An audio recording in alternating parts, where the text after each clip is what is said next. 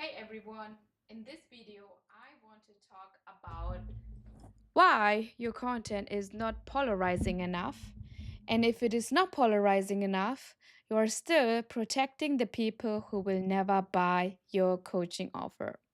Have you ever posted a content, okay, or something, and immediately thought about one specific person seeing that specific content? Maybe your old colleague, maybe your cousin, maybe your auntie, maybe someone from school.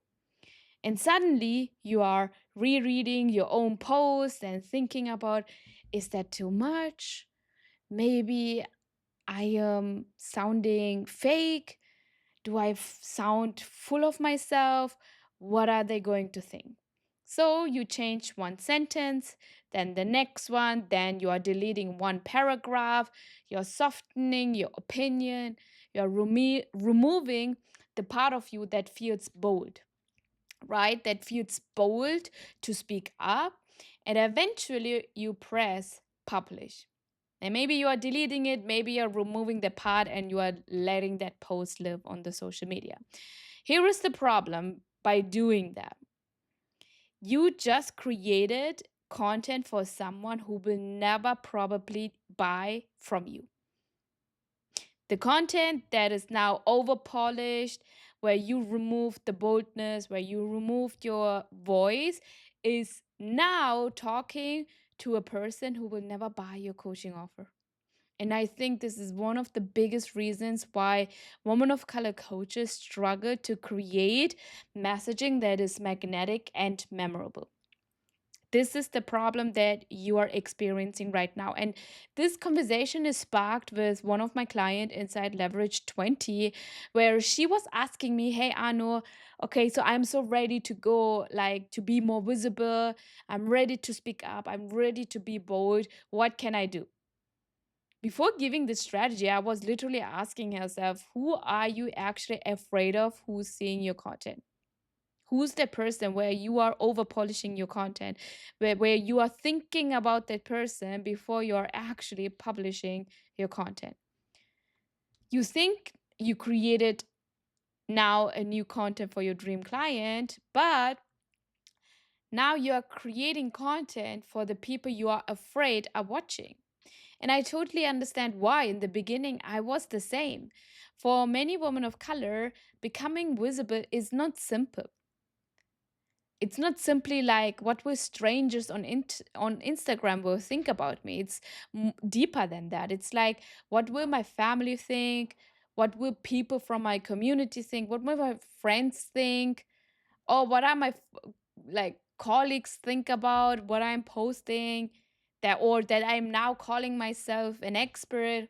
Literally, I am having these conversations on a daily basis with my clients, with so many women of color all over the world. So because you are having these conversations in your mind, you start to protecting yourself, right? You become more agreeable now that polarizing content turns into something educational, something more neutral, and you remove your strongest opinion, you remove your point of view. And by doing that, you're removing building a brand with a movement, because there is no point of view, there is no opinions from you. So your content becomes safe enough that nobody can actually disagree with it. So it is safe enough that nobody remembers it. And I want to make it clear, being polarizing doesn't mean offensive. Okay? Polarizing doesn't mean you have to become controversial for attention.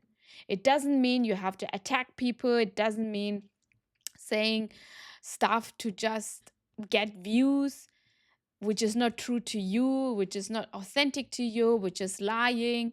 Polarizing messaging means that you are willing to have a clear point of view, even when someone else may disagree. You can write this down. You're willing to have a point of view, even when someone else may disagree with you. And it is okay. Someone can disagree with you. That is okay.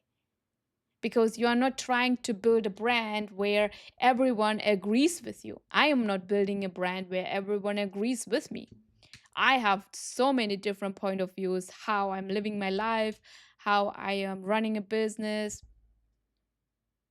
right?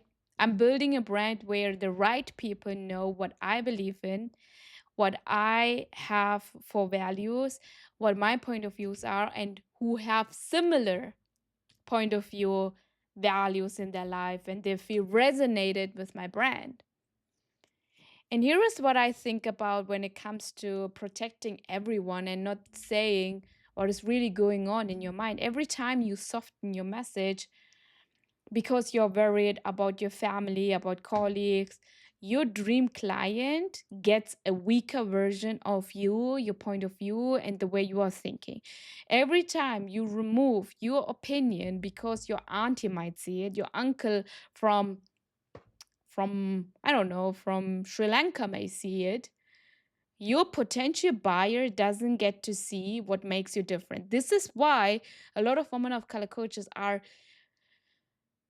behind closed doors completely different than when it comes to being public on social media, right? Because every time you try to sound acceptable to your entire community, your messaging becomes less specific to the person who you are actually going to help. And then you are wondering why your content is not closing clients, or why you are getting likes but not new clients, or why you sound like every other coach in the industry. The reason why is because you are trying to be understood by everyone instead of becoming unforgettable to one person.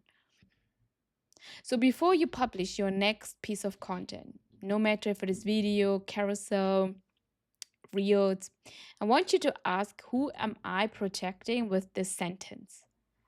Am I protecting my buyer? Am I protecting my client? Am I protecting myself from somebody else's opinion? Because your colleagues doesn't need to understand your business.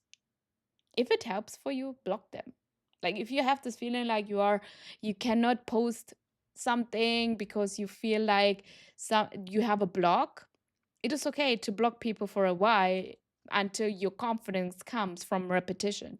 But the repetition is not coming because you're holding yourself back because you're afraid that your former clients or former colleagues may see it, right? Or you are afraid that your cousin doesn't need like agree with your pricing. They don't need to agree with you when it comes to your pricing, when it comes to your business. Your family doesn't need to understand why you are showing your face online, why you are doing live streaming. They don't need to understand that. There was a phase where I have decided I want to go all in my business.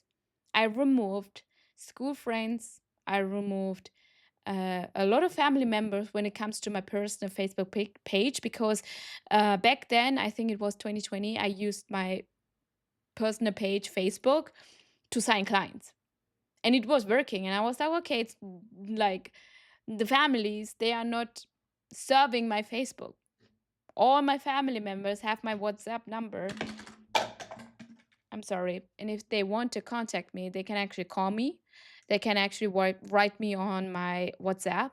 And I'm going all in when it comes to my business and using social media. I'm not using social media for my private use. I don't need that. My whole business is on social media. So I have decided that, you know what, I'm going to actually remove old school friends, all my family members, and I'm okay with that. Yes, my family came to me and they are asked me like, hey, why did you remove me?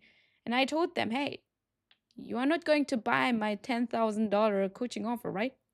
So I need to make space for my people who I want to serve with my coaching offer. And I'm not using my Facebook for personal use. I'm not going to post my kid there. I don't have a kid, but one day I'm not going to post my kid online.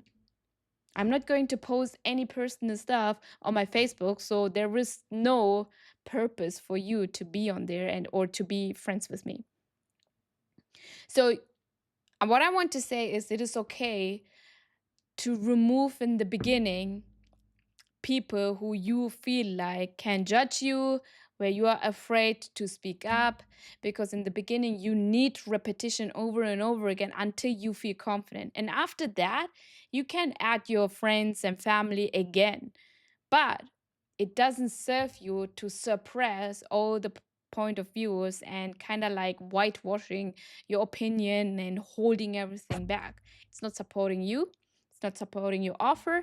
It's not supporting your clients to actually get the transformation thereafter. Because your responsibility is to communicate clearly and with responsibility to the people you are here to serve. So before you are posting a piece of content, ask yourself, who am I serving here? Who am I serving here? Because if your content is not polarizing, you are still protecting the people who will never buy from you. And it is true. It is so true. But your business deserves the version of you who's choosing the business you want to build. Not only in your mind to have like this desire, I want to sign 10 clients, 20 clients. What are you going to do in order to sign the 20 clients? You have to post polarizing content. Are you doing that, or are you holding yourself back from showcasing who you really are when it comes to your beliefs, when it comes to your values, when it comes to how you are serving your clients to get the transformation you are providing? So I want you to stop building businesses, coaching businesses, consulting businesses around the opinions of people who are not buying from you. You are allowed to have a perspective. You are allowed to disagree with your industry. You are allowed to say, this is what I believe in and this is what I not believe in. And you are allowed to become more visible than people you are comfortable around. And yes, some people may misunderstand you, and that's the whole point. Some people may disagree with you, because that's the point. Not everyone is going to have the same opinion and point of views like you. That's a part of being polarizing and having a point of view, having a belief system. So the goal is not to actually become polarizing for the sake of attention. The goal is to have a messaging that is magnetic and memorable enough so that you are creating buyers with every single piece of content that you are publishing. Because the right person should land on your content and think, okay, finally someone said it out loud. And yet you will never create that kind of reaction while editing out your voice, while removing that boldness, while removing that point of view, because of the people who will never buy from you in the first place. Let me know if that was helpful. Let me know, like comment down below, what is the one thing you want to say in your next piece of content. Practice it in the comment section so that you can actually start creating reels, Instagram captions, carousel without, you know, without feeling stressed out. Thank you so much for watching this content, and I see you in the next video. Bye.